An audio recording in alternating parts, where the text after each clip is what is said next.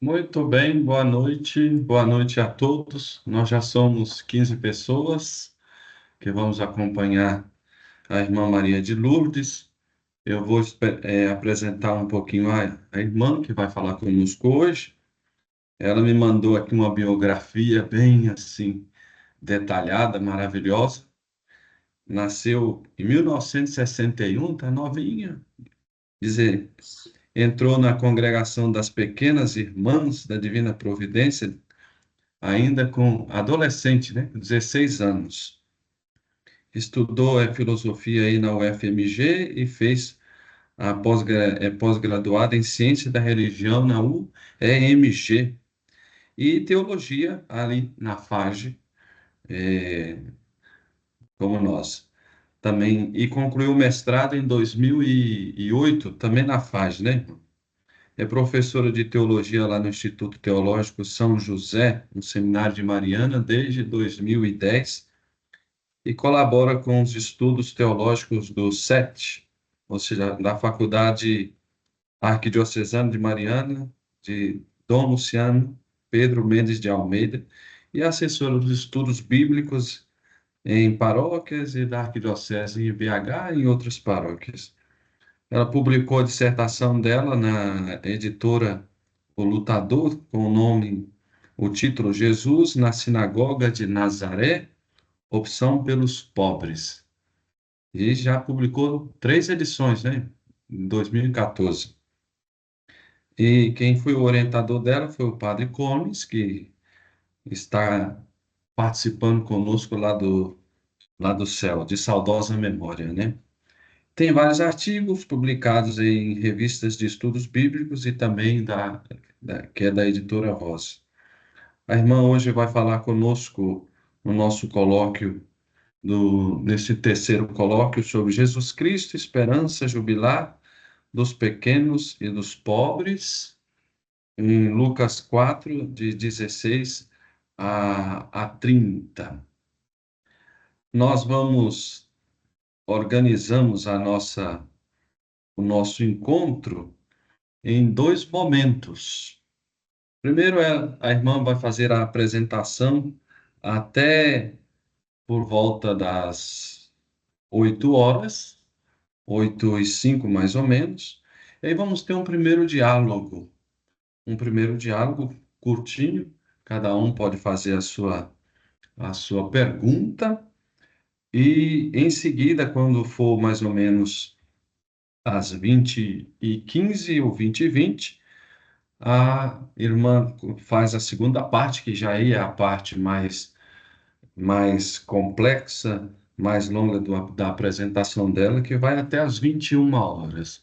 Às 21 nós temos 2 vídeos pequenos que já está aí com o Bruno, e em seguida dos vídeos nós temos a palavra franqueada, o diálogo, segunda parte do diálogo, até às 21h30. Então, irmã, seja bem-vinda ao nosso grupo. Nós estamos muito felizes com a sua presença aqui conosco, e a palavra é da senhora. Boa noite a todos, né, e todas. É com muita alegria, né, que estou aqui nesse momento para compartilhar com o grupo, com todos que estão aí participando conosco, sobre esse tema, né, Jesus Cristo, esperança jubilar dos pequenos e dos pobres. Gostaria de agradecer o convite que me foi feito pelo Padre Vitório, pelo grupo de pesquisa, e a todos que estão colaborando, né, para que esse momento aconteça. Então, o nosso colóquio, né, ele acontece dentro do evento do Ano Santo Jubilar.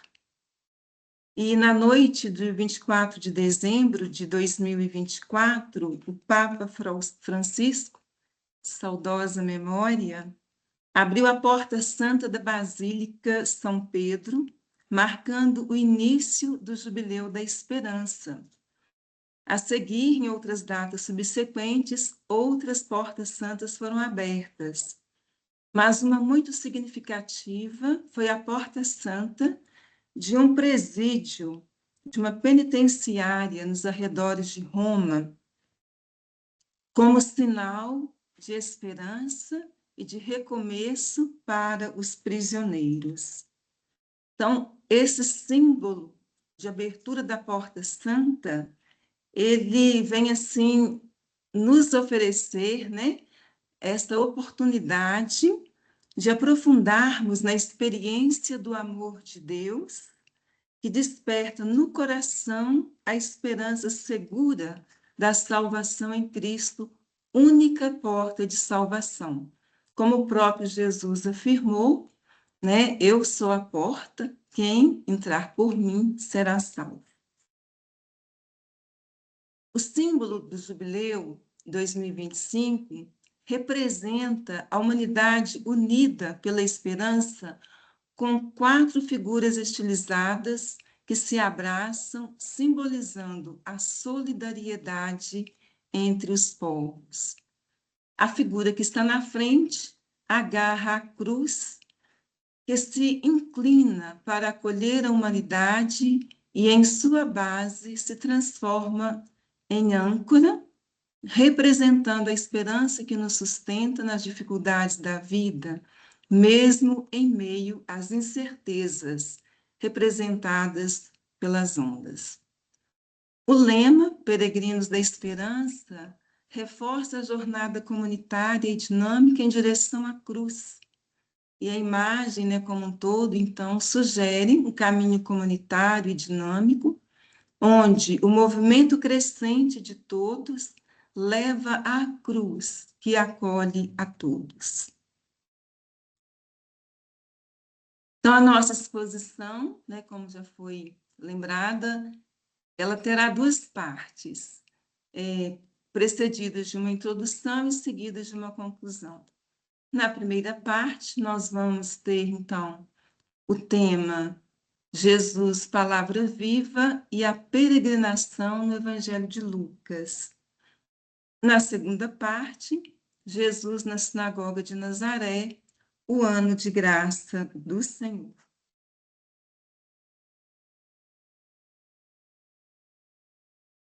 Então, a esperança é a mensagem central do Ano Santo Jubilar, né, proclamado pelo Papa Francisco, com o objetivo de tornar para todos um momento de encontro vivo e pessoal com Cristo Jesus, porta de salvação. Jesus Cristo é a nossa esperança, esperança da humanidade, esperança dos pequenos e dos pobres. No atual contexto da pós-modernidade, nós constatamos realidades contrastantes. De um lado, a humanidade goza de avanços científicos e tecnológicos jamais alcançados. Por outro lado, milhões e milhões de irmãos morrem, vítimas das guerras, da pobreza, da fome. Vivemos tempos de incertezas, de pandemias, de guerras, de injustiças, dores e sofrimentos. Há ricos avarentos que esbanjam os bens reais da vida, enquanto pobres e mais pobres se amontoam nas ruas, nas calçadas.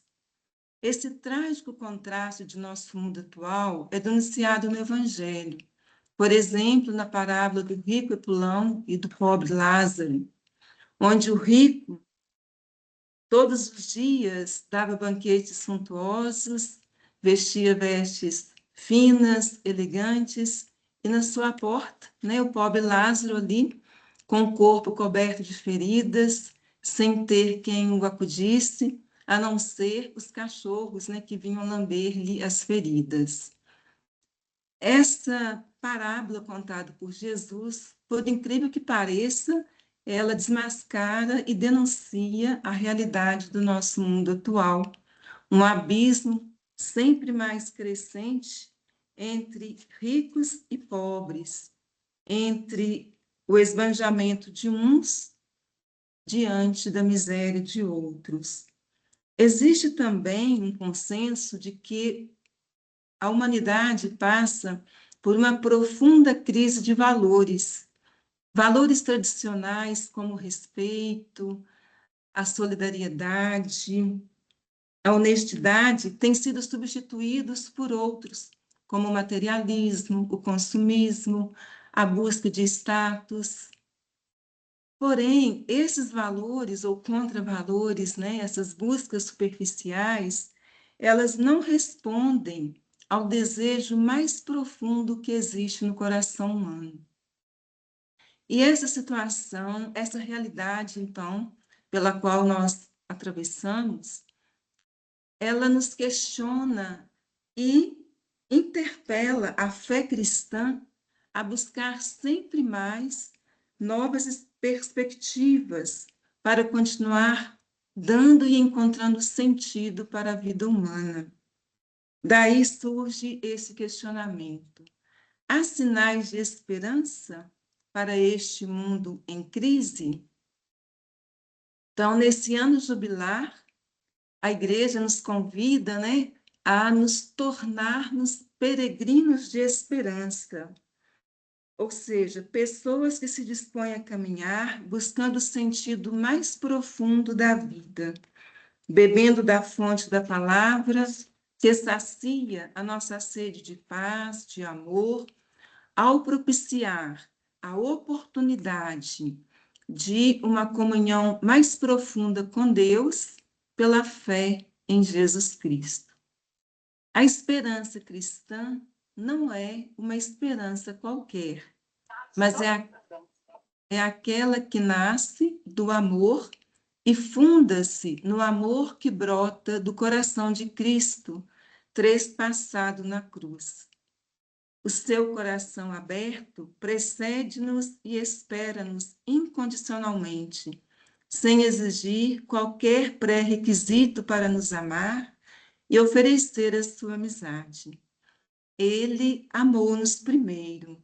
Graças a Jesus, conhecemos o amor que Deus nos tem, pois acreditamos nele.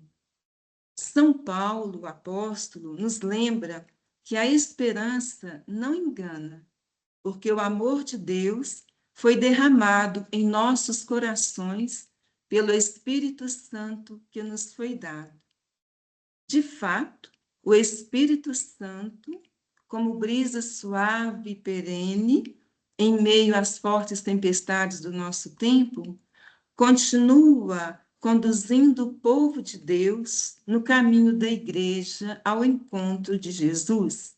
E a todos aqueles que se abrem a essa realidade do Espírito, a essa presença, por isso, o motivo último da nossa esperança é o amor do Pai que se reflete na vida e na obra de Jesus Cristo. Amor que é entrelaçado e conduzido pela ação do Espírito. A vida cristã é um caminho que precisa de momentos fortes para nutrir a esperança, para vislumbrar a meta, ou seja, o encontro com o Senhor Jesus. No caminhar histórico da Igreja, observa-se um percurso de graça animando a espiritualidade popular desde o primeiro jubileu, acontecido em 1300, convocado pelo Papa Bonifácio VIII. Também, a gente recordando aqui o jubileu extraordinário, aliás, do ano santo do ano 2000, onde celebramos os 2000 anos do nascimento de Cristo. Em 2015, tivemos o Jubileu Extraordinário da Misericórdia, onde pudemos contemplar o rosto misericordioso de Deus Pai, que é o anúncio central do Evangelho. E neste ano, o Jubileu da Encarnação 2025, também já apontando para 2033, quando celebraremos 2000 anos da redenção, ou seja, o mistério da paixão, morte e ressurreição de Jesus Cristo. Celebrar o jubileu da encarnação é recordar que Deus Filho, Jesus de Nazaré, assume a encarnação em profunda liberdade Ele não se apega à sua igualdade com Deus, mas esvazia-se, torna-se servo, semelhante aos homens, humilha-se e faz-se obediente até a morte de cruz. Da gruta do nascimento, né, até a cruz, nós contemplamos Jesus pobre, simples, humilde, despojado. Ele arma sua tenda na nossa história e a todos oferece a plenitude da vida. Então, abertos à esperança que brota quando o coração se coloca na presença amorosa de Deus Pai, e sensíveis ao sopro do Espírito que sopra onde quer. Então, eu convido vocês para que nós possamos agora, aproximando-nos dessa realidade que é o próprio Jesus, palavra viva, e o tema da peregrinação no Evangelho de Lucas. Jesus é essa palavra viva que toca, que fala, que acolhe, que ama, que cura, que consola, fazendo-nos reencontrar o sentido mais profundo da vida, vida que se abre à eternidade.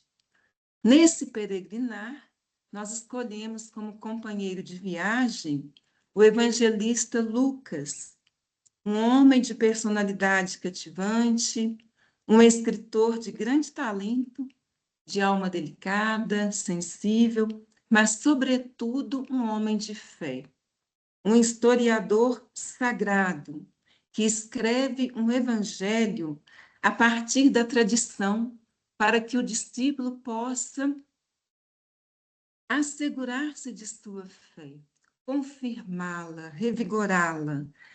O seu texto, ele impulsiona o leitor a percorrer um maravilhoso caminho que Lucas descobriu.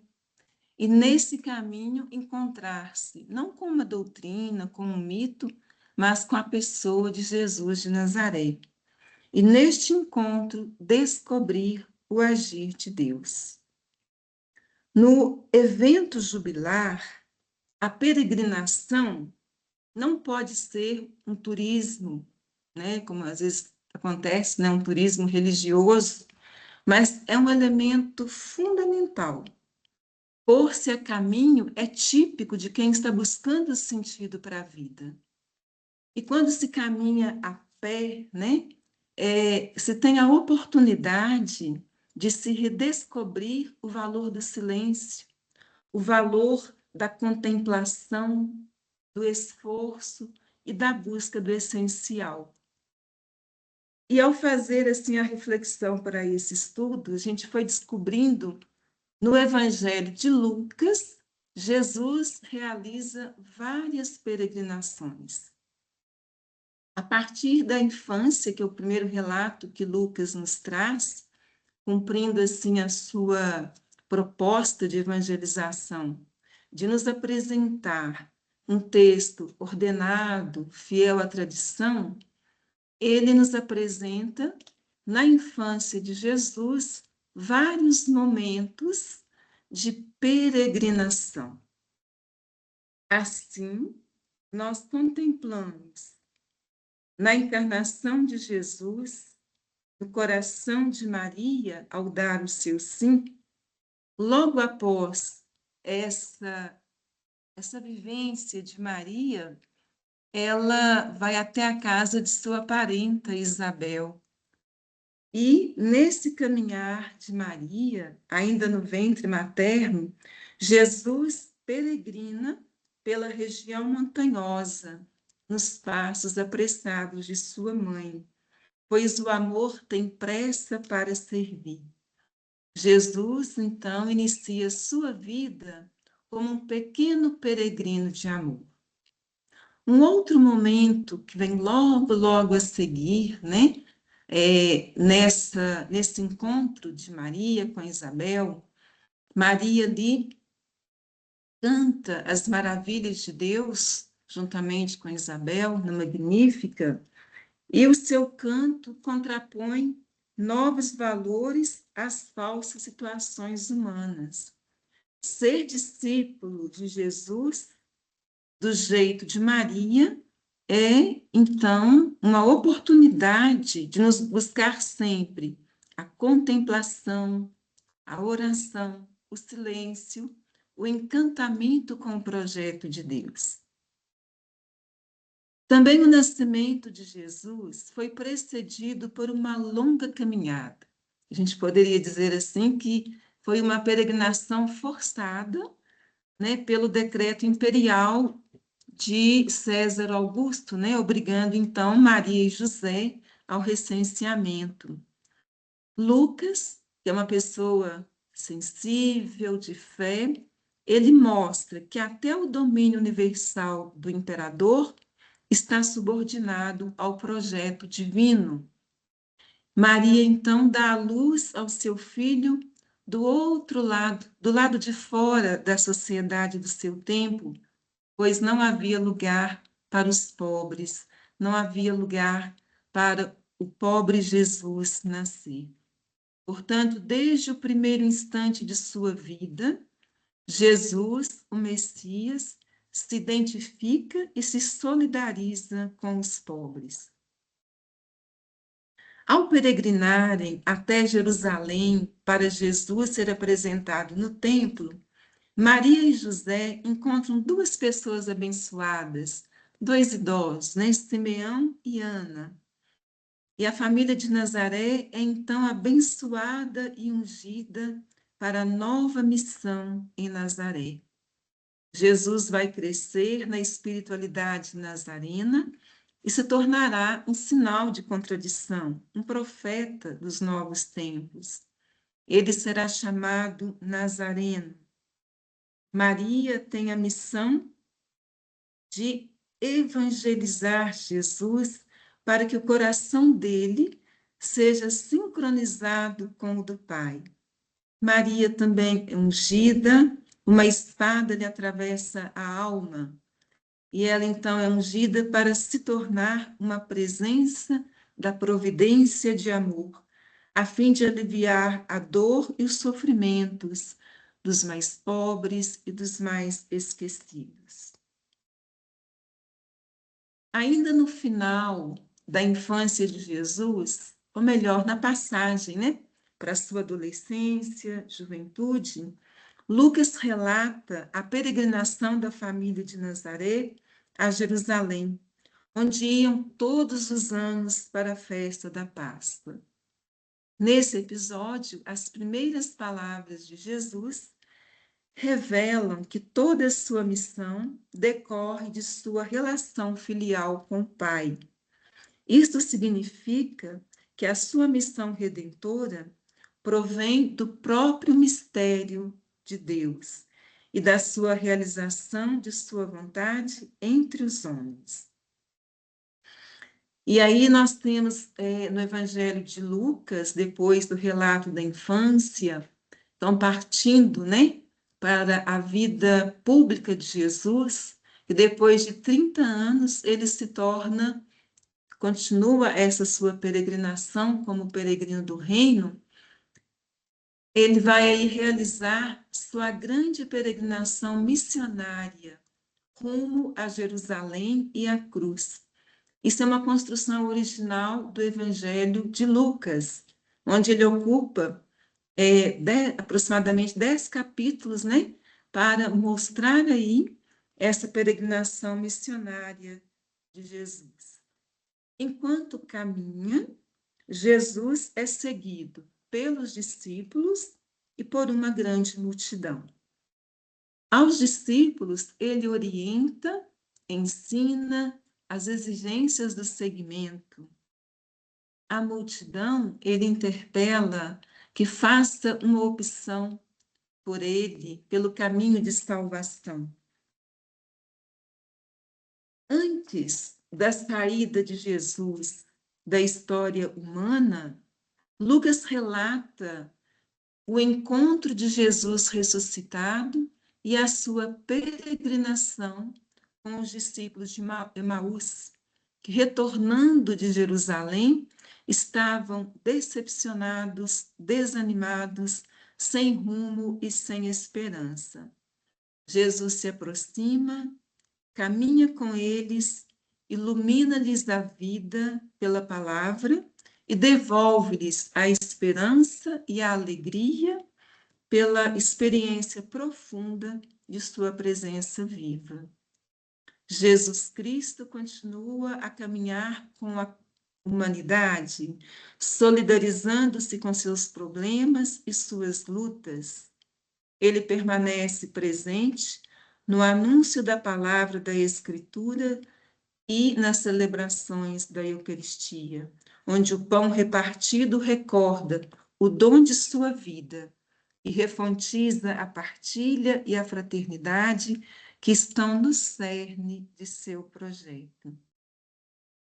Entre os testemunhos da entrada de Jesus na história humana, com o relato da infância, e até a sua saída com a ascensão, Lucas nos apresenta a missão histórica do Filho de Deus enviado aos pequenos e aos pobres. Ou seja, a missão de Jesus tem seu ponto de partida junto aos marginalizados e excluídos da Galileia, um povo que era rejeitado, né?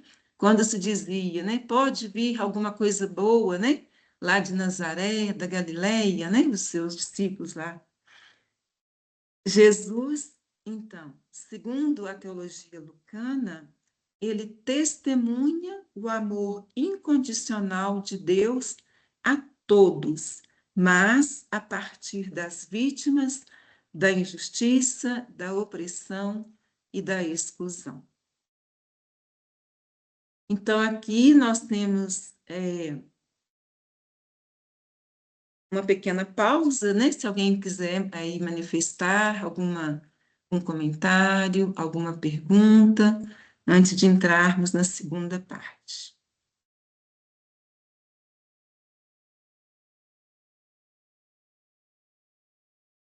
Então, quem quiser fazer dialogar com a irmã, levanta a mão e eu vou, então, conduzindo.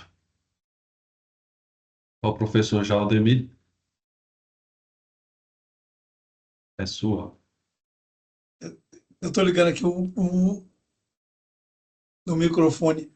Marilúdia, eu gostei muito dessa sua apresentação do Evangelho de Lucas como uma grande peregrinação, porque depois, quando ele escreve os Atos dos Apóstolos, no fundo, ele vai colocar a igreja peregrina e nós somos os continuadores dos Atos dos Apóstolos, né? Exato. É muito bonito isso, gostei. Se conecta, ou seja, nós hoje somos peregrinos nessa peregrinação que Jesus começou na vida dele, na catequese de Lucas. Muito interessante. Isso a gente tem que ser sempre igreja em saída, né, Maria de Lourdes? É, sempre igreja em saída. Encontrar os pequenos. Isso mesmo. Obrigada.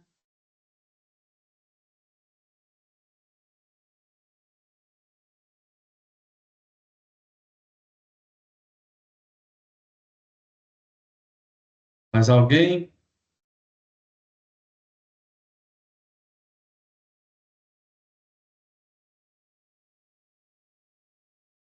O pessoal está tímido, Tá Wesley. tímido, tá começando ainda, tá?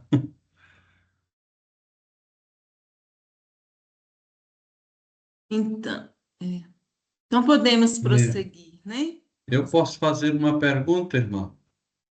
Só Pois não.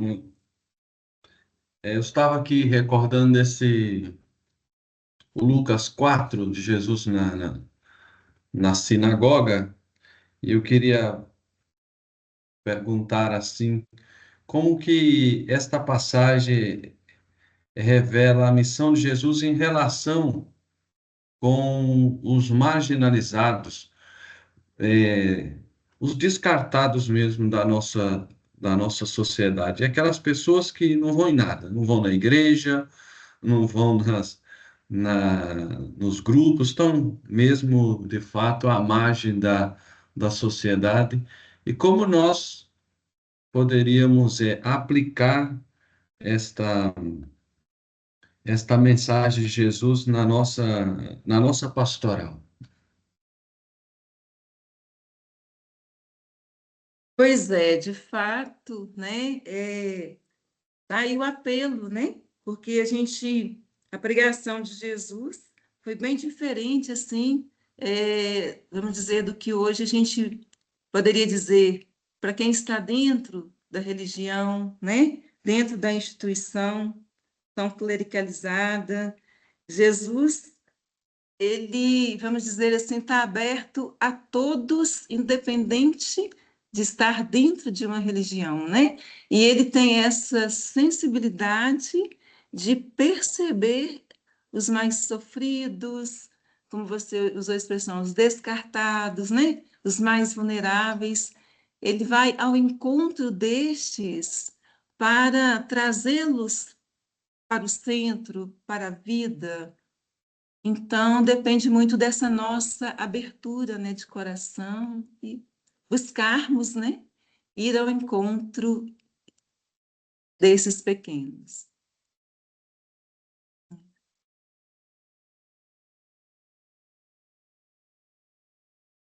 Mas alguém,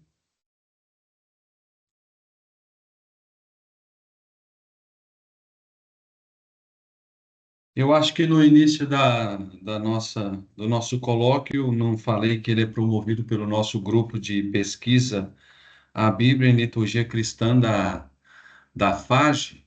Nós nos reunimos sempre uma vez por mês e esse encontro nasceu ali dos nossos diálogos mensais. Podemos continuar então, irmão, para a nossa Ah, segunda parte. Quem sabe depois vem mais questionamentos. muito bem. Então, na segunda parte, né, nós temos aqui o subtema, Jesus na sinagoga de Nazaré, o ano da graça do Senhor. Então, na sinagoga de Nazaré, Jesus proclama o ano jubilar, ano de graça e de esperança, ano de amor e redenção, de luz e salvação.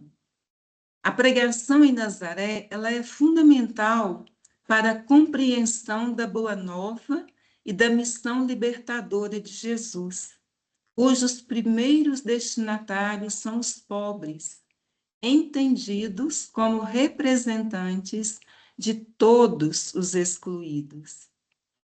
Esse texto, que abre então a vida pública de Jesus, ele é um texto programático, porque tudo o que vai acontecer no Evangelho e também nos Atos dos Apóstolos, né, que é o segundo volume da obra de Lucas, está contido nesta passagem, nesse texto.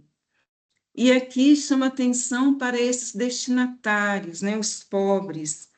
De fato, os pobres são pessoas carentes, econômica e socialmente excluídas. Mas na obra de Lucas, a categoria dos pobres é muito abrangente. Inclui doentes, mulheres, pecadores. E focalizando mais de perto o relato evangélico, descobrimos também relações concretas entre a pobreza efetiva e a pobreza espiritual. A segunda está enraizada na primeira, a pobreza espiritual enraizada nessa pobreza material voluntária, de despojamento, de desapego.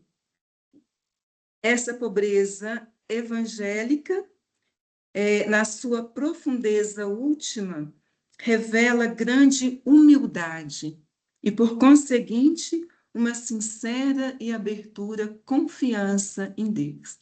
Então, quando lemos o Evangelho de Lucas e vamos encontrando essa realidade dos pobres, nós temos que estar atentos por causa que é bem abrangente, né? É bem abrangente.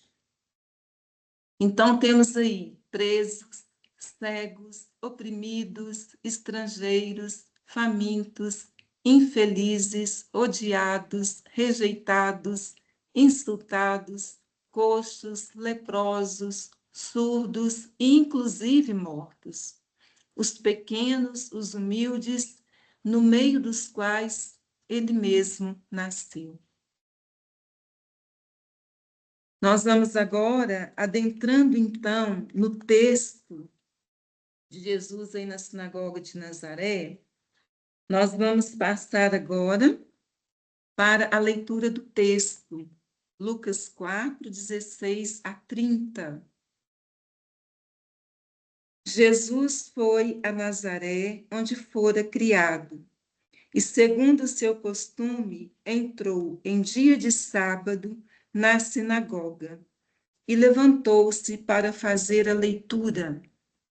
Foi-lhe entregue o livro do profeta Isaías. Abrindo-o, encontrou o lugar onde está escrito: O Espírito do Senhor está sobre mim, pois ele me ungiu. Para evangelizar os pobres, enviou-me. Para proclamar a remissão aos presos e aos cegos a recuperação da vista. Para restituir a liberdade aos oprimidos e para proclamar um ano de graça do Senhor. Enrolou o livro, entregou-o ao servente e sentou-se. Todos na sinagoga olhavam-no atentos. Então começou a dizer-lhes: Hoje se cumpriu aos vossos ouvidos esta passagem da Escritura. Todos testemunhavam a seu respeito e admiravam-se das palavras cheias de graça que saíam de sua boca. E diziam: Não é o filho de José?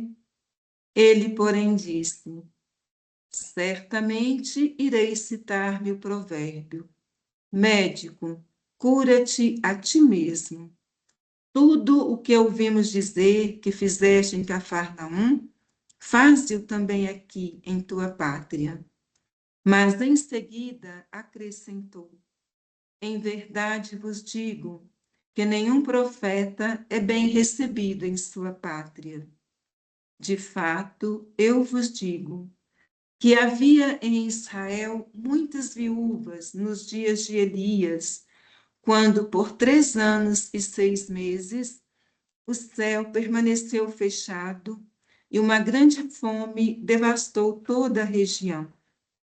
Elias, no entanto, não foi enviado a nenhuma delas, exceto a uma viúva em Sarepta, na região de Sidônia.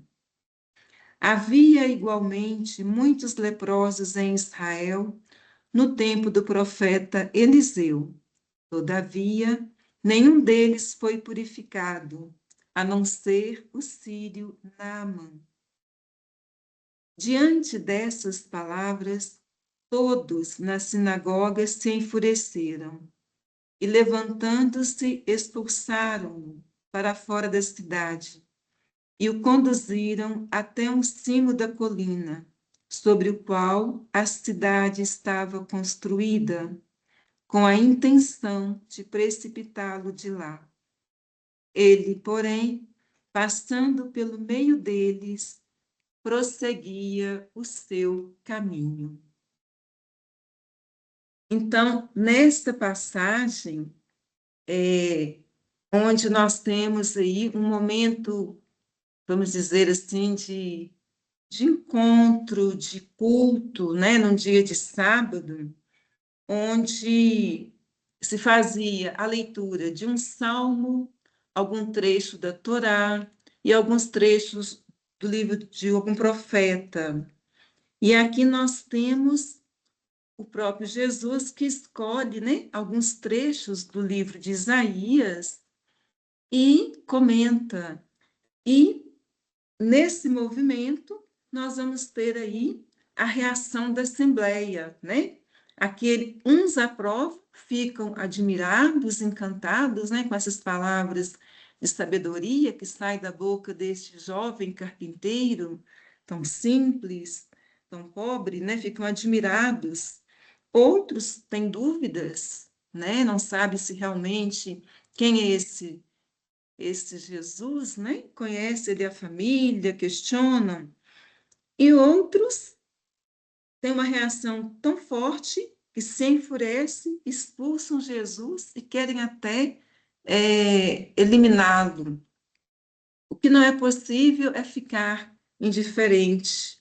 Assim como aconteceu no tempo de Jesus, ainda hoje, qualquer pessoa, né, que assume a promoção dos mais pobres, de modo que possam, por exemplo, ter uma vida digna, né, buscando aí moradia, alimentação, direitos humanos, né, a serem realizados, em geral, essas pessoas passam a ser mal vistas, muitas vezes são caluniadas, perseguidas e injustamente condenadas, presas, e tudo isso a serviço de quem está no poder, né, do poder econômico. E aí, nessa passagem, então, Jesus apresenta o coração do projeto do reinado de Deus. Ele se apropria desse texto de Isaías para apresentar a sua própria missão. Então, uma primeira palavra: o Espírito do Senhor está sobre mim, pois ele me ungiu. Jesus aplica a si mesmo essas palavras de Isaías, pois, embora ele não tivesse recebido nenhuma unção, né, como era costume lá na sua realidade, os reis eram ungidos, sacerdotes também eram ungidos. Jesus não pertence a nenhuma dessas classes, mas ele é, de fato, o verdadeiro ungido do Pai, porque ele foi ungido pelo Espírito no seu batismo.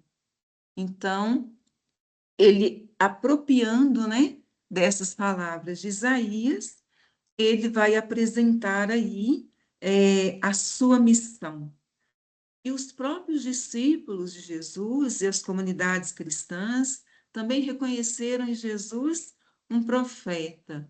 Mas o agir profético de Jesus, embora fosse evidente, né, as ações que ele foi realizando, mas ele não era um profeta qualquer, né? Jesus, o seu ministério é um ministério de vida. Embora ele tenha sido um descendente de Davi, né, um descendente legal de Davi, Jesus foi o Messias inesperado, né? Ele veio, vamos dizer assim, na contramão daquilo que muitos esperavam. Na concepção de Lucas, Jesus atua como porta-voz de Deus, que transmite a palavra divina com autoridade. Ele é o Filho, né? O Messias, o enviado. Para os primeiros cristãos, portanto, em Jesus se realizou esta esperança da vinda do profeta. Eles não apenas leram a obra de Jesus como cumprimento da esperança de Israel, expressa nos textos proféticos, mas viram em Jesus aquele que o Senhor prometera e que Israel esperava. Claro, para aqueles que aderiram a ele, né, pela fé. Outra palavra de Isaías, apropriada por Jesus, para evangelizar os pobres, enviou. O verbo evangelizar, ou seja, anunciar uma boa notícia, que nesse caso aqui é boa notícia para os pobres, para os pequenos, para os últimos, os marginalizados, mas para quem está na contramão, para aqueles que muitas vezes queriam se aproveitar dos pobres, mantê-los na indigência, é má notícia. Mas, então, essa boa notícia, que é o evangelizar, aponta para a libertação dos pobres da sociedade de Sião, né? Sociedade de Jerusalém, marcada pela violência física, moral, jurídica, econômica. Lembremos que nessa época, o Império Romano que dominava, né, todo ali o Oriente Médio, o Antigo Oriente Médio, né, toda aquela região. Então, onde os povos não tinham autonomia, né? A denúncia profética de Isaías, lá nos anos 537 a 520 a.C., aquela denúncia profética de Isaías, agora também apropriada por Jesus, interpela a observância do direito e a prática da justiça em vista da libertação integral. E quando falamos aqui em justiça, nós temos que ver a justiça no sentido de dar a cada um o que lhe é de direito, o que lhe pertence, e também no sentido de uma justiça de buscar aquilo que é o sonho de Deus, o projeto de Deus para a humanidade. E o que Jesus está buscando? O que ele buscou na sua missão redentora? Trazer ao ser humano a libertação total, integral, plena, trazer vida humana, física, espiritual, moral, em todos os sentidos, em todos os âmbitos da realidade humana. Por outro lado,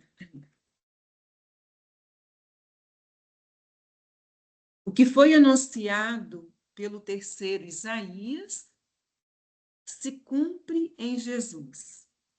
O discurso programa de Nazaré tem o seu centro no anúncio dessa boa nova aos pobres. Boa nova que é libertação e que exige justiça social. Então, neste episódio, Jesus se apresenta não só como libertador social que exige justiça, mas como libertador integral do ser humano, pois quebra as cadeias do pecado, fonte de toda desigualdade social.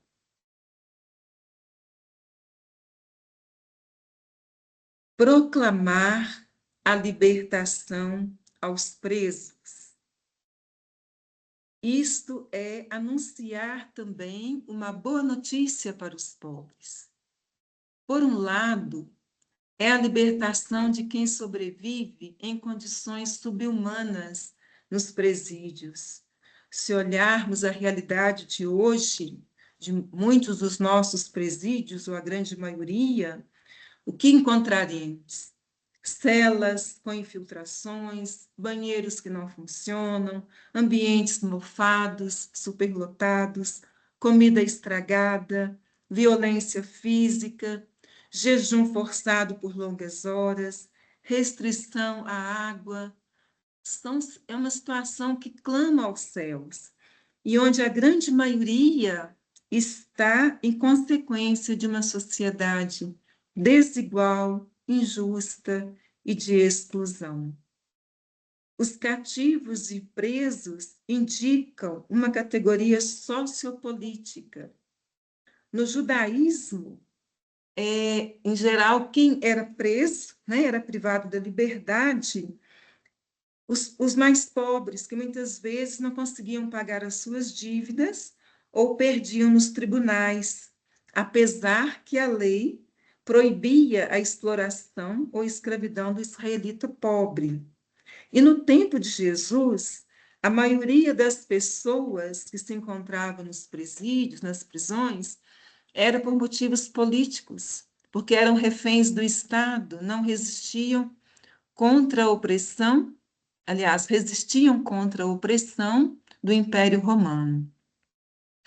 Por outro lado, a proposta de Jesus é também libertar-nos de todas as formas de prisão, de tudo aquilo que nos impede de sermos nós mesmos, de sermos pessoas livres, sem nos deixar guiar pelo egoísmo, pelos vícios, pelo individualismo, pela ganância, pelo consumismo ou pela ambição, né? Às vezes, a ambição é uma arma que prende, né, a pessoa, a intolerância, o ódio. Então, Jesus, ele veio libertar-nos de toda forma de prisão, né, de tudo aquilo que nos encarcera, que nos aprisiona. Anunciar uma boa notícia aos pobres é também levar aos cegos a recuperação da vista. E levar aos cegos a recuperação da vista, além de curar fisicamente, que foi assim um dos sinais messiânicos de Jesus, né? Então a cura física é também curar a nossa cegueira quando não enxergamos a realidade por estarmos com a visão embaçada ou com viseiras que impedem de vermos a realidade em toda a sua amplitude.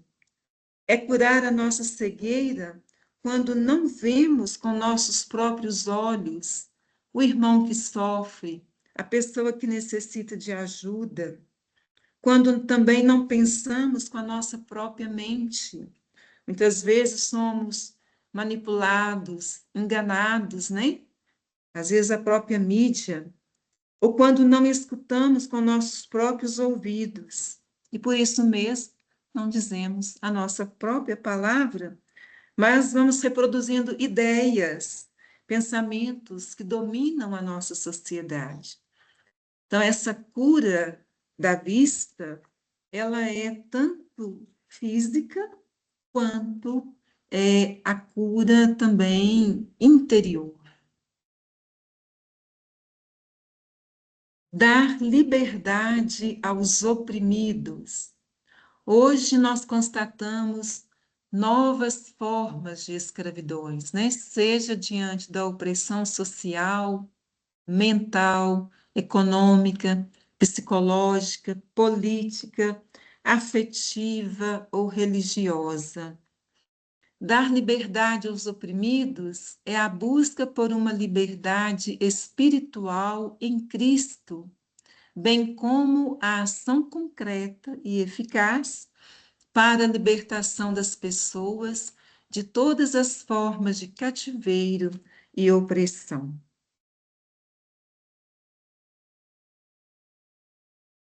Proclamar um ano de graça do Senhor.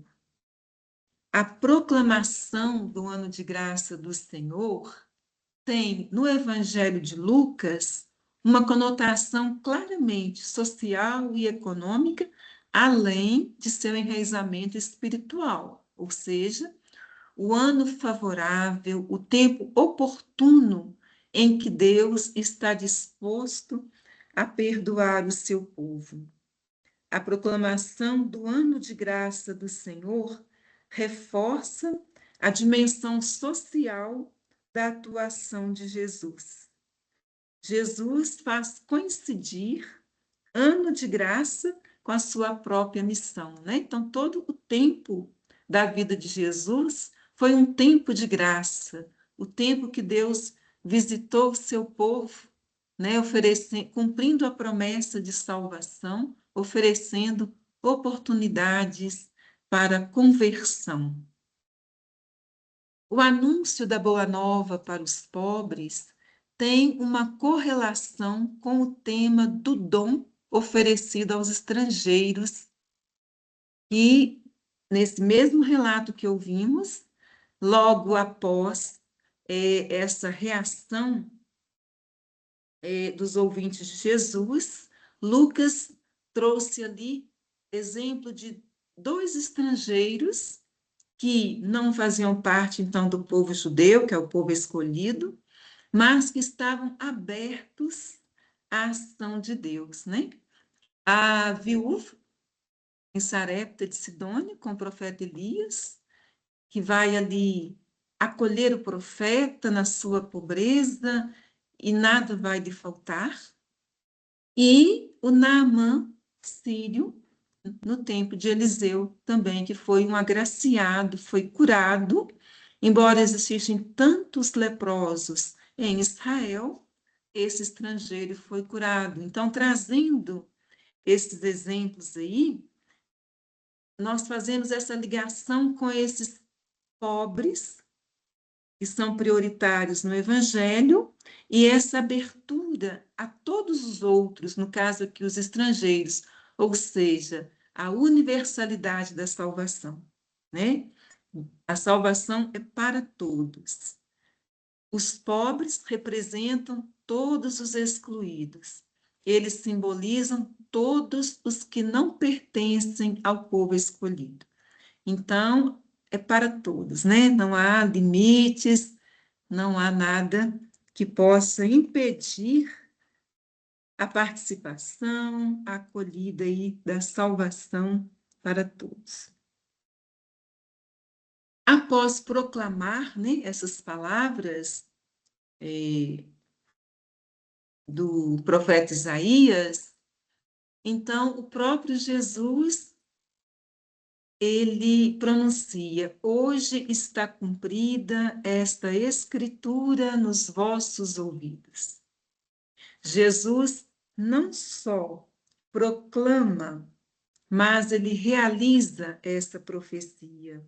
Certamente essa declaração, ela foi uma declaração extremamente ousada para os ouvintes, porque Jesus proclama que ele está aqui para tornar realidade a espera dos pobres.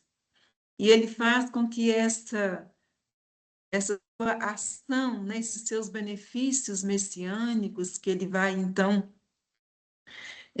distribuindo, oferecendo, né, ao longo da sua vida, ele faz com que tudo isso alcance uma perfeição radical. Então, leva à plenitude. O cumprimento da palavra chegou, né? Deus promete, Deus cumpre.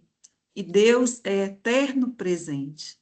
Por isso, nós podemos encontrá-lo, nós podemos, como discípulos de Jesus, dar continuidade à missão redentora.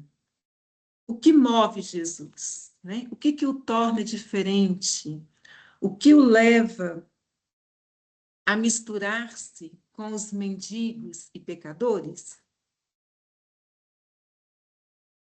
Na força do Espírito que faz irromper o novo, Jesus é movido por uma compaixão sem limites pelos últimos da sociedade. Então, o que move Jesus é a sua compaixão, né? Ao ver aí o sofrimento das pessoas, viúvas, cegos, leprosos, doentes, injustiçados, gente de todo tipo, de todo jeito, nas mais diversas necessidades, situações, Jesus se deixa tocar, se deixa sensibilizar e vai realizando aí os benefícios messiânicos. Hoje está cumprida esta palavra, né, nos vossos ouvidos.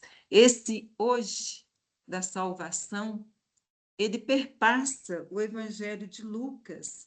Então, se nós voltarmos lá no Evangelho da infância, no nascimento de Jesus, nós temos lá um primeiro hoje, né? Quando os anjos disseram, né? Hoje nasceu para vós o Salvador. No batismo de Jesus, ele também ouviu: Tu és meu filho, hoje eu te gerei.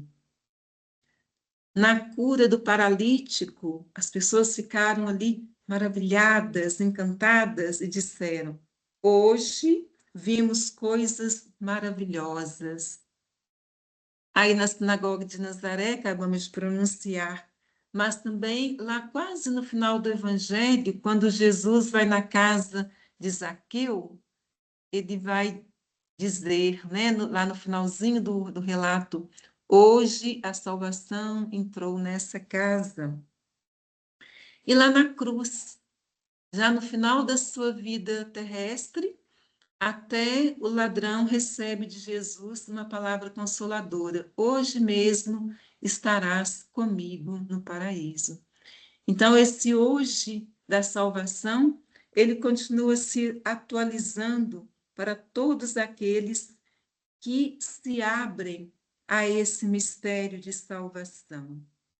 Onde quer que exista uma comunidade cristã, ela é convocada a apropriar-se da mesma preferência de Jesus, os pequenos e os pobres. O ano jubilar, ele nos faz recordar os doentes, os migrantes, os idosos, as famílias, os jovens, enfim. E na convocação, né, Papa Francisco lá nos dizia a importância de visitá-los e acolhê-los com carinho são obras de esperança que despertam nos corações sentimentos de gratidão. Muitas vezes, né, idosos são descartados, os migrantes aí se refugiando, né, buscando vida, sobrevivência, e quantas vezes encontramos a intolerância, a indiferença.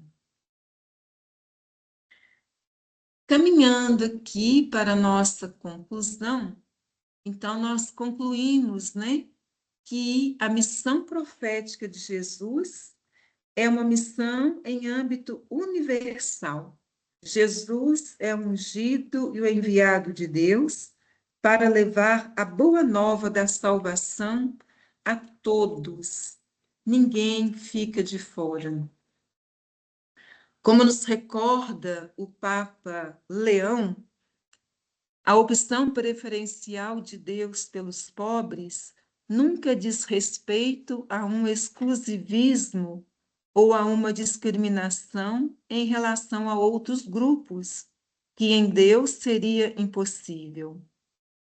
Ela pretende sublinhar o agir de Deus, que por compaixão se dirige à pobreza e à fraqueza da humanidade inteira, e que, querendo inaugurar um reino de justiça, fraternidade e solidariedade, tem particularmente a peito aqueles que são discriminados e oprimidos, pedindo-nos também a nós, sua Igreja, uma decidida e radical posição em favor dos mais fracos.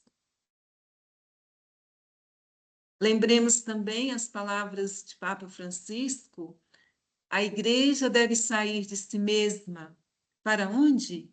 Para as periferias existenciais, sejam elas quais forem, mas sair. Então, esse movimento de ir ao encontro daquele que sofre, daquele que necessita, é o grande apelo desse evangelho.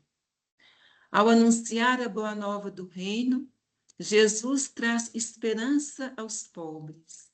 Jesus Cristo ressuscitado e glorioso é a fonte profunda e a razão da nossa esperança. E não nos faltará sua ajuda para cumprir a missão que nos confia.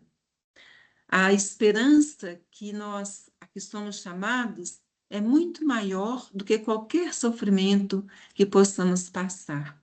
Então, por isso, a importância de alimentarmos a nossa fé, a nossa esperança, a nossa confiança pela escuta da palavra, pela contemplação da vida de Jesus, pelo silêncio da oração, pela partilha na Eucaristia.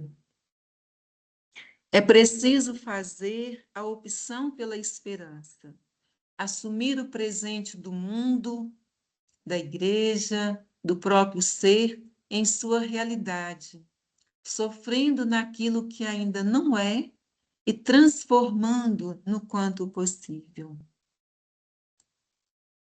Jesus, o Messias pobre, continua de braços abertos para acolher a todos, homens e mulheres, pequenos e pobres, que buscam de coração sincero o reconhecer na pessoa do irmão, pois ele é a esperança jubilar, não só dos pequenos e dos pobres, mas de toda a humanidade. O amor cristão supera todas as barreiras, aproxima os que estão distantes, une os estranhos, torna familiares os inimigos, atravessa abismos humanamente insuperáveis, entra nos meandros mais recônditos da sociedade. Por sua natureza, o amor cristão é profético, realiza milagres, não tem limites, é para o impossível. O amor é, sobretudo, uma forma de conceber a vida, um modo de a viver. Assim, uma igreja que não coloca limites ao amor, que não conhece inimigos a combater, mas apenas homens e mulheres a amar, é a igreja de que o mundo hoje precisa. São palavras de nosso Papa Leão, na conclusão da sua primeira exortação apostólica sobre o amor para com os pobres.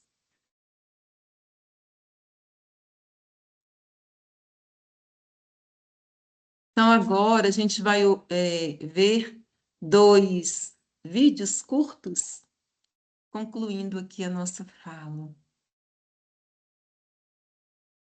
Ai, meu Deus, como é que eu tiro aqui? Bruno vai colocar para nós. Maria, eu peço só que você pare de compartilhar para que eu faça o compartilhamento. Uhum. Obrigado.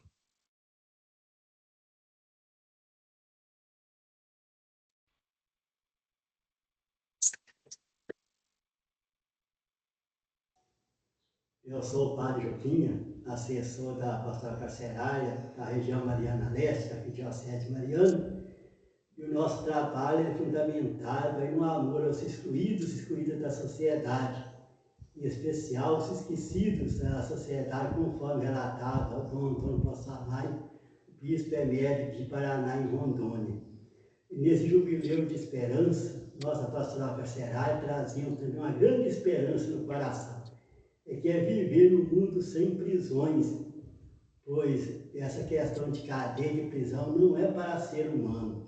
Só nós, homens e mulheres, temos a capacidade de encarcerar o nosso semelhante e, além de tudo, torturá-lo, matá-lo, deixar passar fome, sede, passar dor, conforme nós vimos a triste realidade dos encarcerados pelo nosso Brasil afora. E assim, com esse jubileu de esperança, nós lutamos para conquistar um mundo sem prisões, com nenhuma vaga a mais. E temos aqui também o grande companheiro, o cardeal Vantuan, que é o nosso patrono que nos inspira, pois ele injustamente ficou encarcerado 13 anos, injustamente, e na calada da noite, com 3 gotas de vinho e uma gota d'água na palma da mão, ele celebrava a Eucaristia, dando assim a ele essa capacidade de amar e perdoar todos aqueles e aquelas que oprimiam a sua vida e também oprimiam os pobres do Vietnã. E além de tudo, o cardeal Vantuan para nós também um grande exemplo, conforme falava pelo nosso saudoso Dom Luciano Pedro Mendes de Almeida, depois que conheci o cardeal Vantuan, a minha vida mudou e a sua também mudará. Então, assim, irmãos e irmãs, com este anseio, com esta alegria, é que dedico a vocês a pequena mensagem a pedido da grande companheira irmã Lourdinha, a qual tenho uma grande estima pela sua missão e pelo seu trabalho. E sigamos nessa luta de conquistar o mundo sem prisões. E que Dom Luciano e Cardeal Vantuan possam nos ajudar. E ainda mais, quando nós visitamos a unidade prisional, nós não vamos levar Jesus Cristo, porque Jesus Cristo, ele está lá, está sofrendo, está sendo torturado por nossos irmãos e irmãs, pois conforme nós vimos a realidade dos presídios do Brasil. E conforme também nos fala o Evangelho de São Mateus, capítulo 25, versículo 36. Eu estive preso e você me visitou. visitou.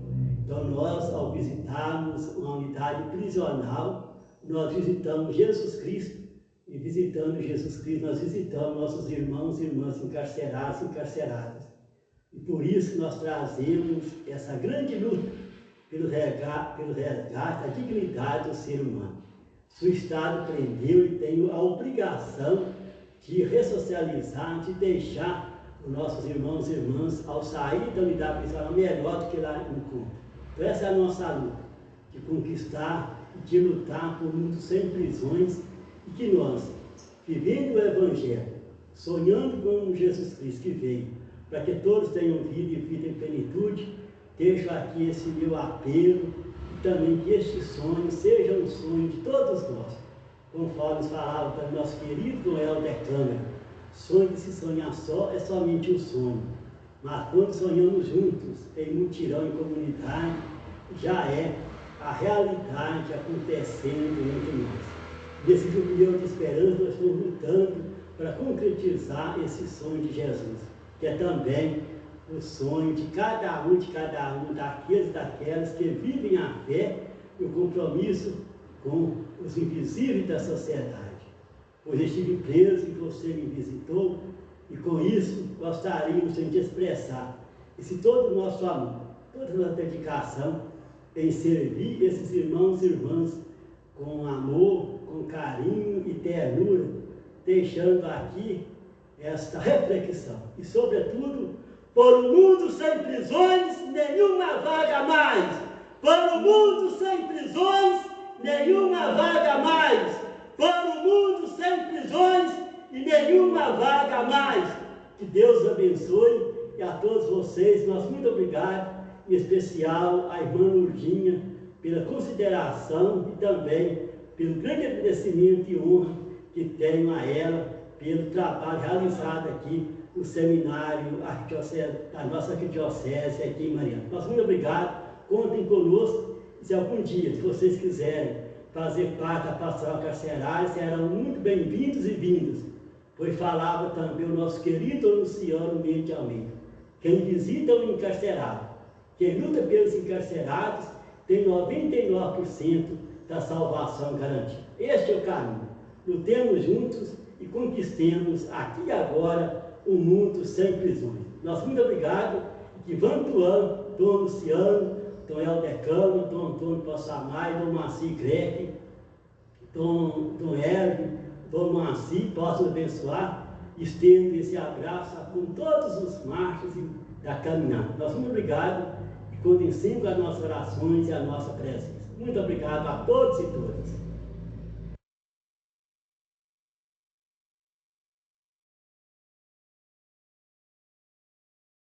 Tem mais um, né?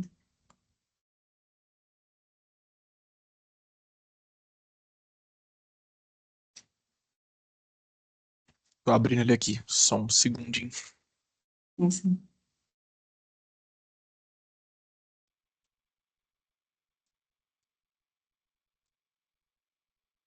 Graça de Deus, eu, Maurício, conhecido na rua como tio Maurício, né? E de ter vivido na rua, pude conhecer essa realidade cruel a partir de dentro.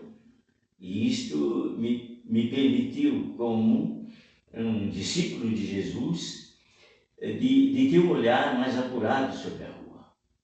Não era simplesmente viver ali, catando meu papelão, sobrevivendo com as coisas da rua, mas de ter um olhar o que esta realidade me provoca.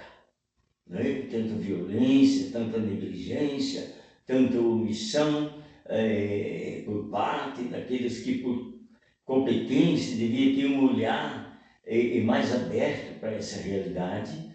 E fui aí no dia a dia me dando conta de tudo isto e me perguntando, como foi numa noite em que chegaram meus jovens, começaram a atacar um homem onde a gente dormia, ali no Banco do Brasil, atrás da igreja São José, ali, e chega dois jovens e furando este homem, e furando. Foi uma cena muito pesada, mas esse homem ficou ali caído e esses 2 jovens fugiram. E aí chegou a cavalaria, né, da Polícia Militar, e aí eu fui saindo como os outros, e um menino me agarrou nas pernas, e aquilo me tocou profundamente, porque este menino me segura tanto. E nesse momento sou eu esta pessoa que ele precisa. Mas eu precisava de andar para viver este momento. E pedi a um casal de rua que ficasse com o menino, porque eu queria andar. E a partir disto, algumas perguntas foram acontecendo dentro de mim, né? Até que cheguei numa casa abandonada onde tinha pessoas de rua. Mas aquilo fui trazendo, disse quem é este menino, e depois de alguns anos de viver na rua, eu fui morar na favela e queria entrar na construção civil e para ver a realidade dessas pessoas, de onde vinham os meninos, não é? E ali também percebia violência contra a mulher, e muita violência, muita negligência, muito abuso, não é? E vendo essa realidade a partir de dentro, e dizer alguma coisa precisa de acontecer como igreja, porque ali, pela opção de vida, eu consciente do meu batismo, dizer que isso é um sinal. É um sinal muito frágil, insignificante, mas é um sinal. E Deus sempre fala a partir dos insignificantes, e eu me senti um deles, mas precisava de ir mais adiante. Com isso nasceu a Pastoral Menor, Dom Luciano em São Paulo, que é meu pai espiritual, porque eu vim de São Paulo, não é? E aqui em Belo Horizonte, Dom Serafim, que me acompanhava, meu interlocutor. Então, nisso nasceu a Pastoral do Menor. E ali já trazendo um olhar sobre a rua, vivências na rua, dizer alguma coisa, posso aí também compartilhar com os irmãos e irmãs que aí vem também para apoiar essa pastoral. E ficou muito bonito, muita coisa aconteceu. E eu nessa pergunta, quem são esses meninos? E de uma certa forma me foi dito, se faça um deles na realidade deles.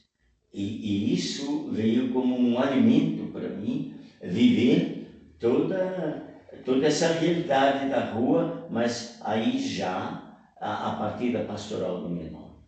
Não é? E aí a gente foi se dando conta de tantas outras coisas que aconteciam nas prisões, não é? E essas prisões, elas se estendiam, porque ainda estava valendo o Código Penal em relação aos meninos e as meninas de rua. Eles estavam, né? Não tinham o Estatuto da Criança e do Adolescente. E depois surgiu. E isso que é bonito na ação da igreja, não é? A igreja era de ser esse sinal pela vida. E ali eu senti, nesse lugar que eu devo estar. Não é? Esse lugar, porque aqui me provocou demais. E quando a vida nos provoca, ela nos chama a dar uma resposta, não uma resposta que venha simplesmente pela cabeça, pelo raciocínio, pensando nas estatísticas. Não, é uma resposta que vem do coração, que é o lugar da compaixão. Não é? A mente pensa e o coração sente. Aí diz, bom, vamos avançar. E aí muitas das meninas que na rua ficaram grávidas, a gente ia atrás de lugares para essas crianças nascerem, para o hospital, isso, e nesse todo o movimento, essas meninas foram encontrar mais tarde já como mulheres na rua, e muitas com filho. Aí nasceu a Casa Madre Teresa de Calcutá, que trabalha com as mulheres com trajetória de rua. E ali é um lugar de convivência, é um centro de apoio, e ali também tem o programa Moradia, de dizer, bom, a rua, ela não é lugar, ela é um lugar de passagem, mas não é um lugar para que alguém viva ali como os refúgios da rua. Esse não é o sonho de Deus. O projeto de Deus, e Jesus Nazaré mostra isto claramente. Em Jesus, Deus fala do seu sonho com seus filhos. E a gente ali na nossa pequenez procura de escutar essa voz vindo da rua, nesse caso, para ser uma resposta concreta a estes gritos que vêm da rua, a esses apelos que vêm, para lembrar aquela palavra de Jesus muito forte: eu vim para que todos tenham vida. Olha, Jesus aí, através da sua igreja, que nasceu aos pés da cruz, Maria, eis aí o teu filho, eis aí a tua mãe. A igreja nasceu ali, e da gente viver de maneira encarnada aí, neste mundo, né, para ser um sinal de esperança e de amor.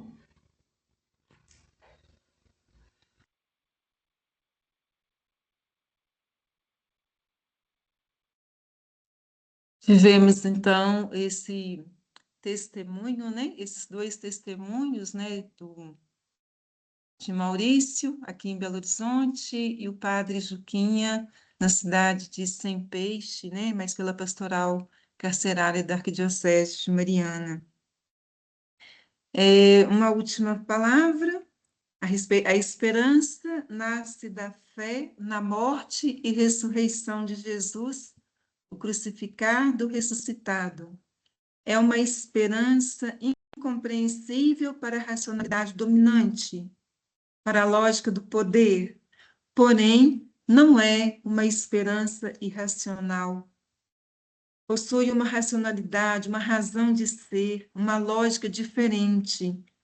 É fundamental, pois, dar a razão da nossa esperança. Somente a experiência do verdadeiro amor, de uma vida doada como a de Jesus, pode sustentar a esperança por consolidar a fé na promessa de uma vida plena e na superação da morte. Jesus, o Messias pobre, continua de braços abertos para acolher a todos, homens e mulheres, pequenos e pobres, que o buscam de coração sincero e o reconhecem na pessoa do irmão, pois ele é a nossa esperança jubilar, não só dos pequenos e pobres, mas de toda a humanidade. Obrigada. Vamos dar uma salva de palmas para a irmã. Gente. Isso. E vamos, então, passar para o nosso segundo diálogo, não é? O nosso segundo diálogo sobre essa parte assim mais substanciosa, mais teológica. Quem quiser falar, é só levantar a mão e a palavra será franqueada.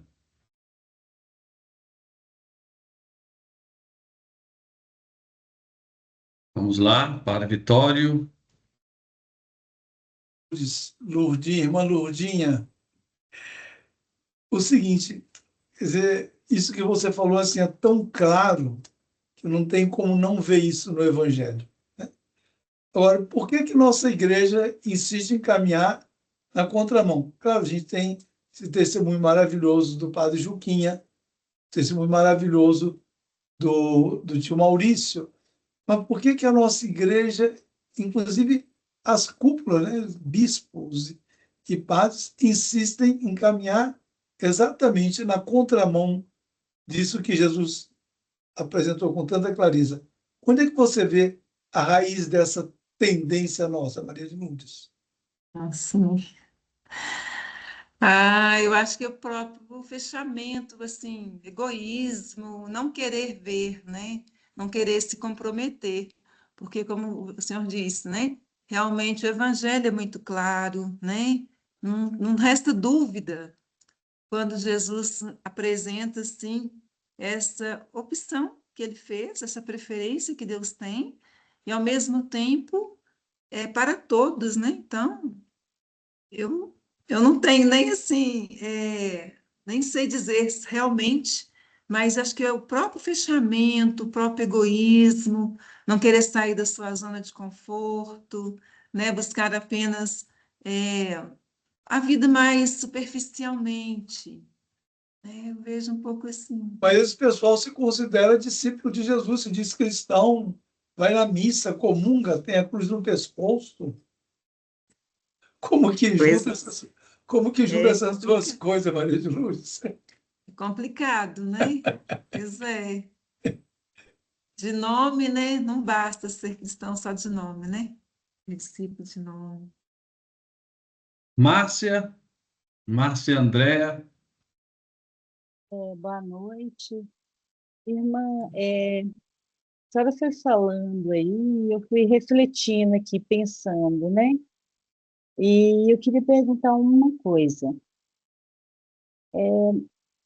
A igreja fala, como o Padre Vitório falou, a igreja fala tanto para nós, né, sobre a opção preferencial pelos pobres.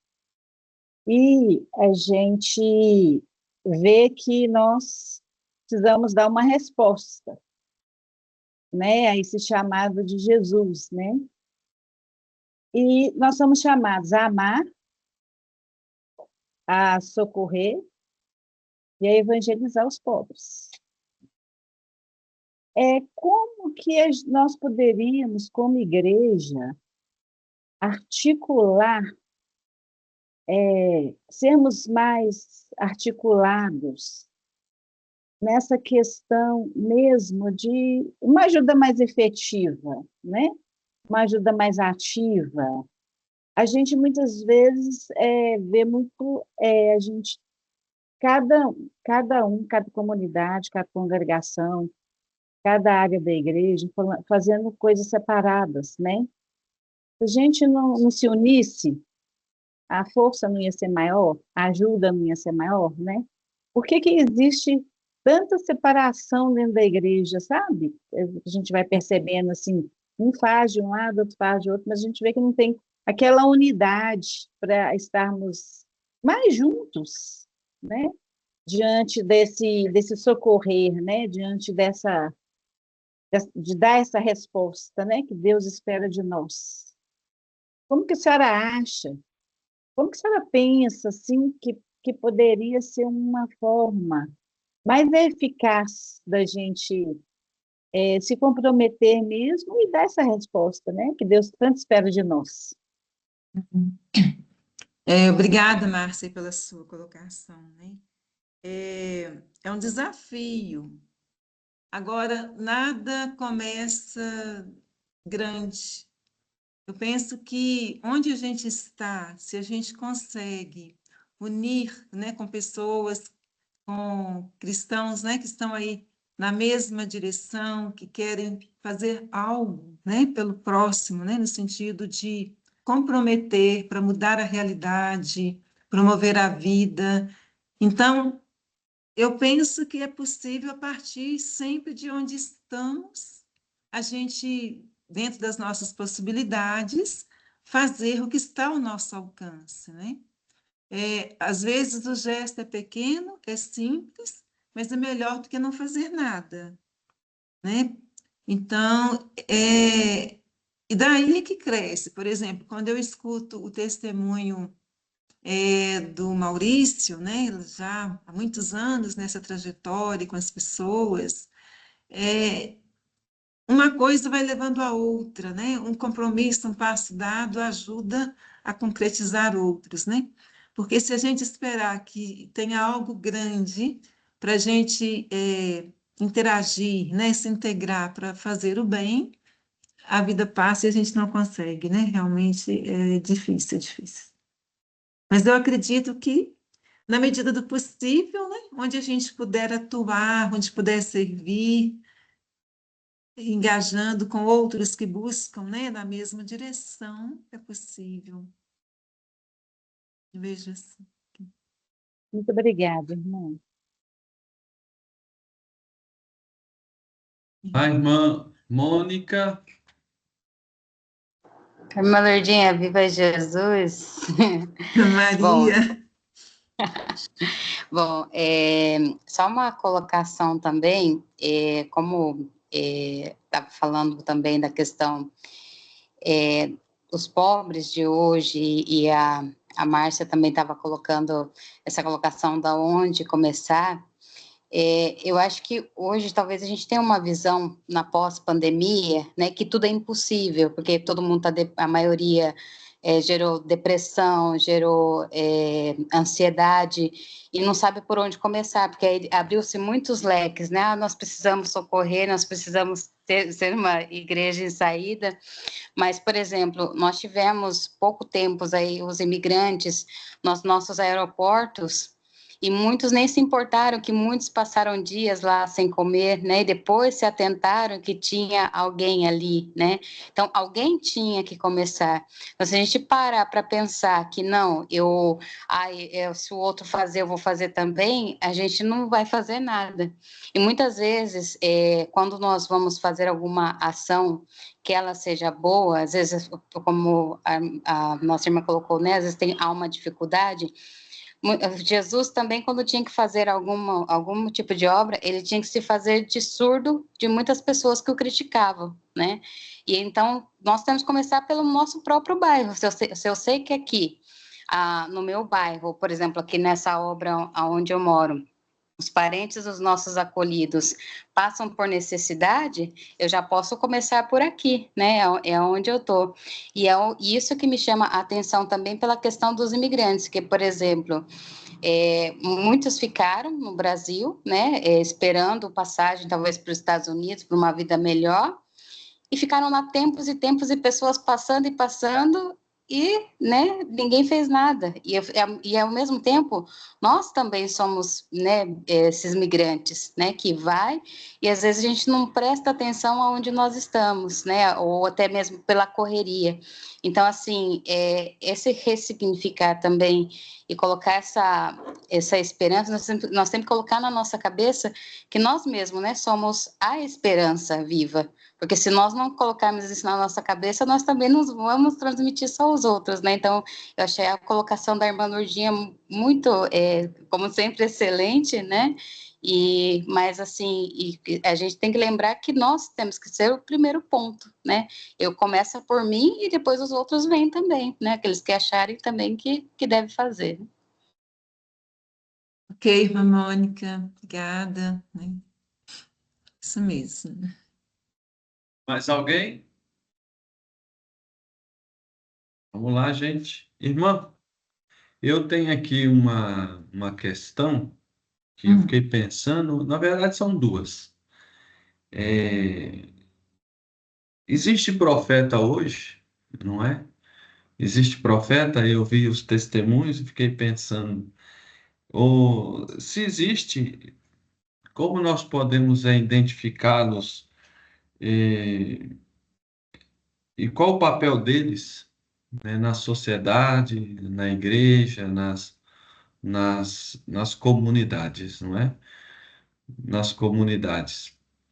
E uma outra que eu fiquei pensando também, que já veio mais no finalzinho, é sobre o tema da opção preferencial pelos pobres, que me parece que às vezes é reduzida a mera epistemologia, uma opção epistemológica, né? E sem implicações práticas na pastoral, né? Sem implicações pastorais e às vezes até cooptadas por ideologias, né? Tanto que toda vez que se fala de já é ideológica, parece mais ideológica. E eu pergunto assim, como a opção pelos pobres, o preferencial pelos pobres, pode transcender essa a epistemologia e se tornar uma pastoral profética libertadora? São duas perguntas assim bem. Eu também tenho assim uma entrada nesse tipo de trabalho, uma pergunta minha, não é do meu coração. Como desenvolver uma espiritualidade de pastoral, profética, libertadora, com quem precisa de comida, que quer comer, não quer rezar, não quer ouvir nada, que quer mesmo é só o que a necessidade impõe. O que a senhora podia nos ajudar? Uhum. Ó, começo pela questão da opção preferencial pelos pobres, né? Eu tenho comigo, assim, que o que a gente tem que olhar é a motivação. Onde está a motivação dessa opção? Porque uma opção verdadeira, ela só se sustenta se na sua base tivermos aí uma experiência de Deus, se ela for alimentada por uma contínua busca de oração, de intimidade, e para que tenha força, para que a gente não desanime, para não cair apenas na teoria, né? No dado epistemológico, ou ideológico, ou o que for, político. Se for por aí, não é opção, né? Então, é um motivo assim de conversão pessoal, né? Para que na liberação, então, vamos dizer assim, daquilo que às vezes também nos impede de acolher, de aproximar, de sair de nós mesmos, né? É todo um caminho de conversão e motivado aí, como Jesus, pela compaixão, pelo amor. Então, é preciso dessa sustentação na oração, na intimidade com Deus, não tem como, né? E a partir dessa opção é que é possível, eu vejo assim, a questão do profetismo. Tem pessoas, né, que no seu anonimato, no seu silêncio, no seu espaço, né, estão doando a vida, né, colocando a serviço do próximo, né?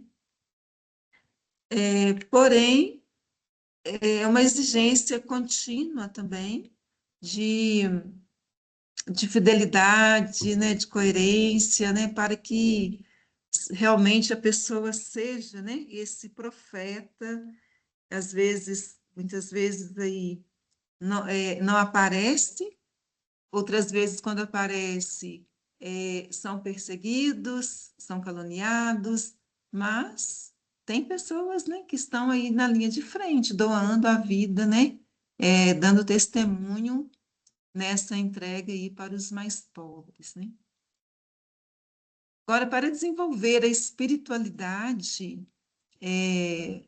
também, eu acho que vai na mesma linha da vida concreta, de uma vida, de uma oração pessoal, né? De ter esse nível, porque o que Jesus fez para viver essa missão redentora, o tempo todo ele tinha um contato muito íntimo com Deus Pai, né? Toda a vida. E o Evangelho de Lucas mostra muito Jesus orante, então em tudo que fazia, né, em todas as suas ações, o tempo todo, Jesus alimentou a sua vida, a sua missão, na intimidade com o Pai. Então, eu não vejo também, para nós discípulos, outro caminho, né, que não seja buscar essa intimidade, né? Então, seja para a espiritualidade, seja para a ação, né, para a opção. Muito Se alguém obrigado. mais Pois não. Mais Se alguém alguém? mais quiser contribuir, Padre Vitório, né, com essas questões, né, tá aí, nosso mestre. Mas o problema é que eu acho que falta da nossa parte um compromisso real com Jesus, sabe? Eu acho que a gente ficou muito na confissão verbal da fé e não no segmento, né? E sem segmento não tem fé cristã. A fé cristã é fundamentalmente segmento de Jesus. E se a gente segue Jesus, a gente passa por onde Jesus passou e encontra quem Jesus encontrou, não é isso? Quando a gente não encontra, é porque Jesus está para um lado, nós estamos para o outro, né? É que Jesus estamos seguindo, né? É muito simples, né? Agora, para mim, cada vez mais eu estou convencido de que a gente carece de uma iniciação cristã, sabe? A gente, ou seja, no fundo é isso, é uma catequese que nos insira no mistério de Jesus, né? E que faça de nós realmente vamos dizer, exemplos saudatérrimos do mundo a Jesus. Então, esse testemunho do padre Juquinha e do tio Maurício são do meu, porque esses são os discípulos de Jesus hoje, sabe? Se a gente quiser ver Jesus, olhe para esses homens aí. Isso mesmo. Mais alguém? O Nelson? Boa noite a todos, né? Eu sou Padre Nelsinho, né? Eu tive aula com o Padre Vitório, né? E uma coisa que me chama bastante atenção, assim, né, dessa questão, né, do segmento é a própria experiência, né? E a experiência tem a ver com a transformação, com uma aproximação maior também com a pessoa de Jesus. Então, acho que é um dos pontos, assim, fundamentais para a gente trabalhar melhor essa questão do segmento de Jesus, principalmente com relação assim ao campo formativo e tal, essa importância de fazer a experiência própria, né? E eu venho estudando o filósofo Walter Benjamin, né? E ele fala da experiência e dos fatos vividos, né? E os fatos vividos, ele diz que corresponde a você simplesmente descrever a realidade enquanto tal e você não se comprometer com ela. Agora, a partir do momento que você, ao descrever, você reflete, você faça a experiência, você faz o encontro, aí isso se transforma numa própria experiência. E aí que o Walter Benjamin ele vai dizer que isso gera, né, na pessoa a transformação, né, e realmente assim um crescimento, né, em torno da própria história, né, de trazer dentro da história aqueles que são vencidos, aqueles que são marginalizados, né, como bem a irmã falou, na parte ali dos pobres, tudo assim. E eu gostaria que a irmã falasse um pouquinho mais assim sobre essa questão assim, do tempo da graça mesmo dentro do Evangelho de Lucas ali, né? Porque uma das coisas que chama atenção também ali assim é essa aproximação cada vez maior dos pecadores, né? E enquanto que os fariseus ficam murmurando, né, sobre Jesus. Então essa questão do murmurar, aproximar, se você puder falar um pouquinho para nós. Deixa eu ver. Uhum. Padre Nelson, né? Isso, Padre Nelson. Padre Nelson. Então, esse, como diz lá, proclamar o ano de graça do Senhor, né? Coincide praticamente, não quer dizer um ano, mas todo o tempo da vida de Jesus, né? Foi um tempo de graça. E sabemos bem como Jesus ele foi acolhido, né? Então, pelos pequenos, por esses sofridos, né? Pelos pobres, e foi rejeitado, né? Pelos grandes, foi criticado lá pelos fariseus, pelos doutores da lei. Então, assim, a vida de Jesus que a gente encontra no Evangelho, ela nos ajuda a ver, assim, ele no encontro com o povo, né? Ele transmitiu essa graça de Deus, né? Então, esse amor, esse acolhimento para todos, né? crianças, jovens, velhos, doentes, todo tipo de pessoas, mulheres, né? Os que eram rejeitados.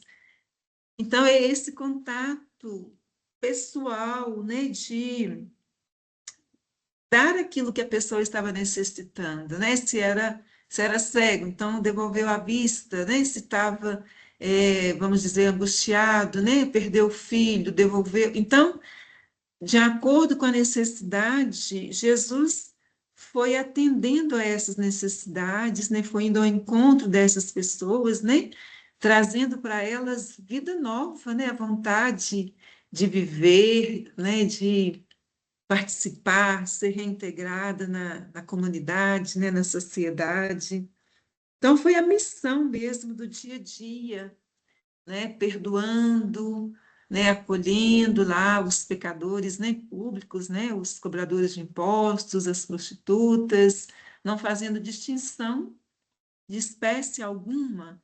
Então, à medida que ele foi mostrando, né, esse amor assim incondicional, né, para todos, ele foi manifestando essa graça de Deus, né? O que é a graça, né? É o amor de Deus, né, presente, transmitido, né, para o outro. Né? Veja um pouquinho assim. Bom, ainda temos tempo, mas alguém gostaria de dialogar com a irmã?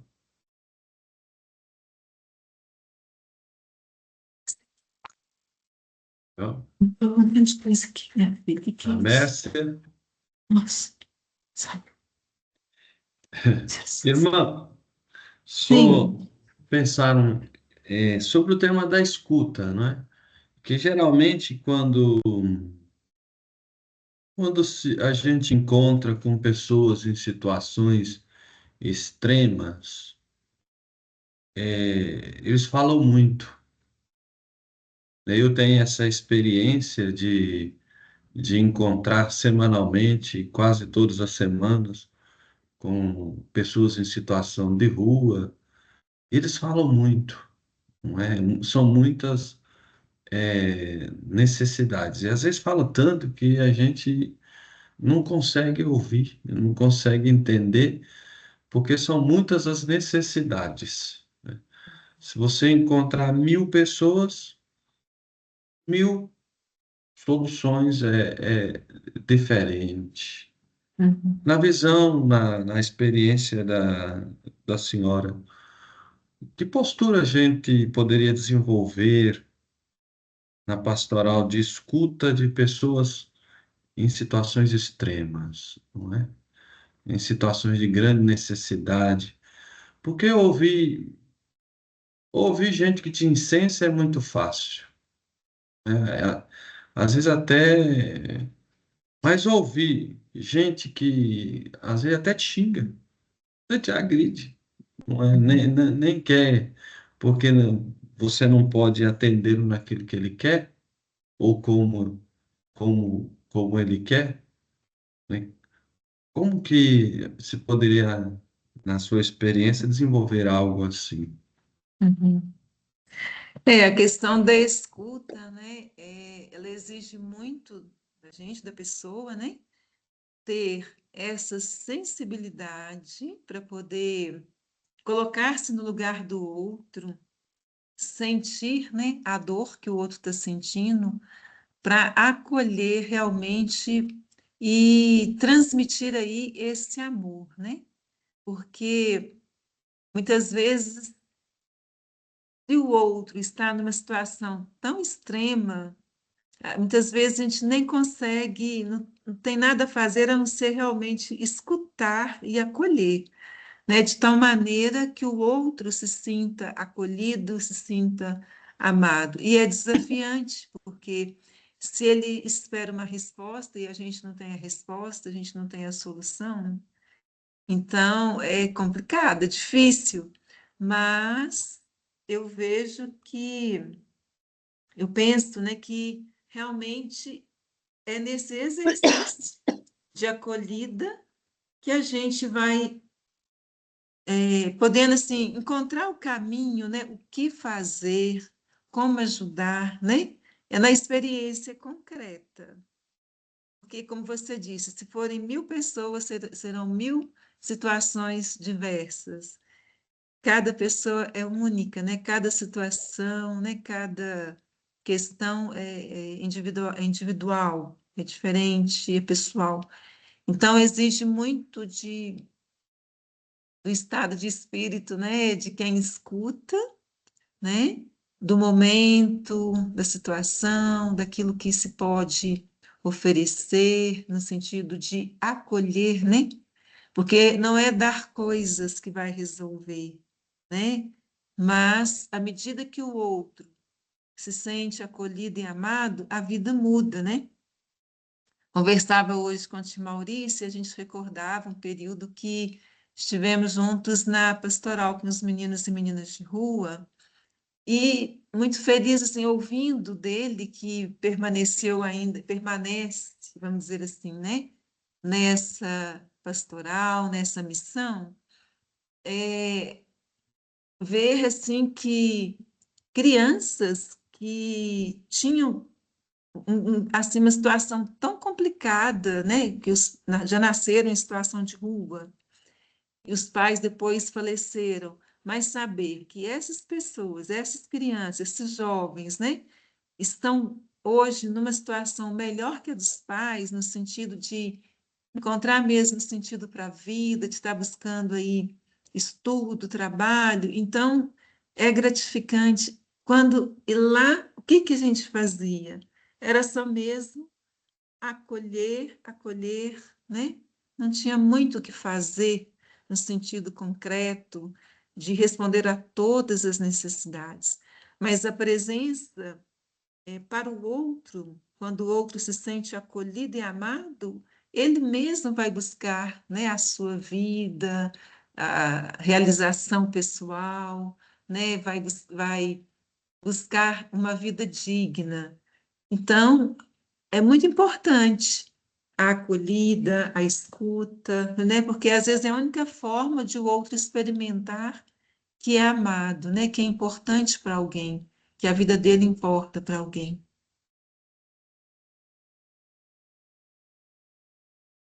Mas Mas alguém? é Hum? todo um aprendizado, né? A gente não tem as respostas, né? Todas, né? Uhum. Vamos aí, não estamos a caminho. Damos mais uma pessoa que gostaria de falar, dialogar com a professora. Vitório, Eu já dialoguei com a Ludinha. você- vamos ver, Só mais alguém? agradecer a intervenção dela. Acho Uhum. que foi muito instigante. Quem dera que a gente acolhesse e transformasse em vida, né? Eu também. Então, irmão, uma última palavra de agradecimento. Tá certo. Então, eu quero agradecer muito aí o Padre Vitório, viu, pela oportunidade que me foi dada, né, de estar aqui compartilhando, né, um tema que toca muito no meu coração, tem tudo a ver com o nosso carisma, né, é o sonho, é o desejo de realmente viver, né, não falar, mas viver. Mas que Deus nos ajude a todos nós, né? E ao grupo de pesquisa e a todas as pessoas, né, que estão aqui participando, né, as co-irmãs, etc. Todos e todas, né? Muito obrigada aí pela presença, pela participação. Muito obrigada.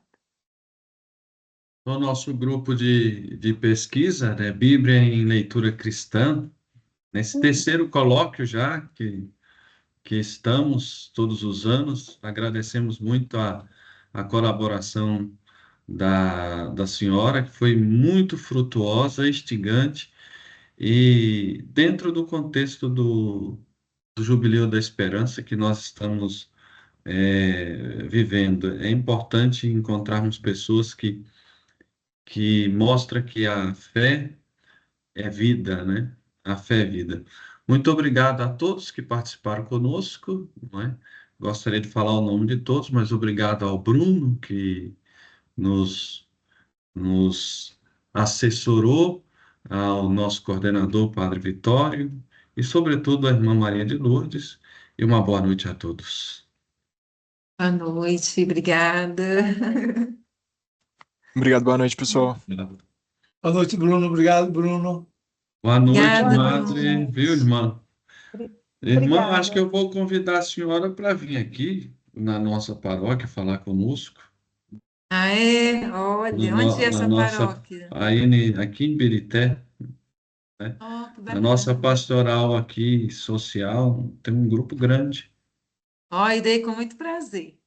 não é? E eu gostei muito, a senhora tem, assim, uma pegada maravilhosa, né? Obrigada. E um testemunho mais encantador ainda, que é o que a gente precisa. Uma boa noite a todos. Boa noite, obrigada. Saiu, acho que eu saí aqui.